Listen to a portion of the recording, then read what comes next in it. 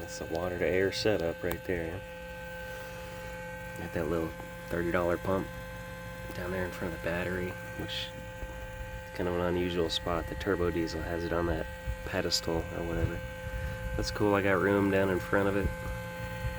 Got the reservoir here hanging off of that radiator mounting point. The core is located, I guess, in the vicinity of the stock airbox. I got a beefy metal bracket underneath that attaches to the engine mount stud. So this is all kind of as far as like a system. When the engine moves, that's going to move with the engine. That's all kind of together. But yeah, works pretty good. Got my heat exchanger. It's not much of one. You figure out what to do with this doohickey. Right now it's just kind of a vestigial appendage. This is not a dedicated water to air heat exchanger. This is a Kawasaki dirt bike radiator. But, you know, it seems sufficient. Of course, most of the intercooling is done by the larger air to air core down there. This thing's just kind of cleaning up the scraps. Seems to work pretty well.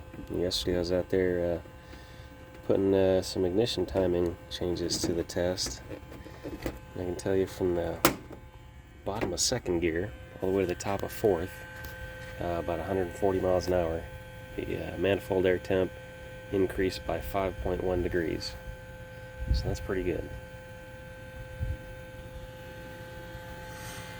And that was the last thing I did, was route this.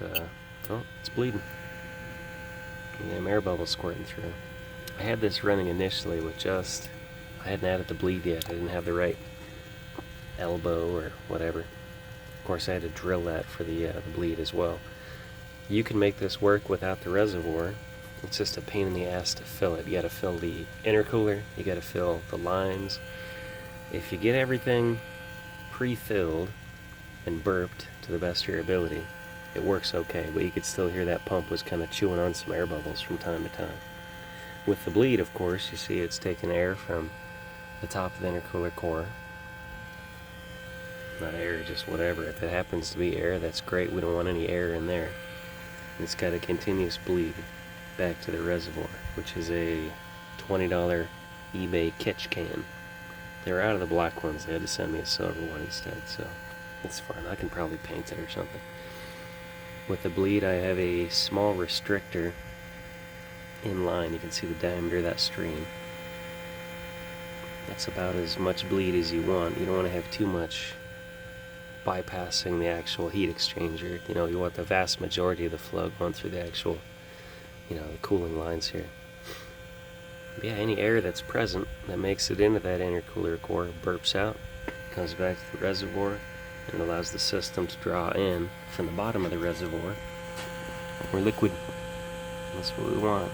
Just liquid circulating, no air bubbles. Yeah, it's kind of a good setup. I like it. It fits reasonably well. This is just the first go around. This is the prototype. Everything on here is a goddamn prototype. Nothing's ever worked out. It's kind of part of the fun, I guess. But yeah, if I make another one, I could probably do a better job. I was thinking about making a few more of these. Maybe one for the 88. Maybe a few more. Maybe I could sell these. I don't know. We'll see.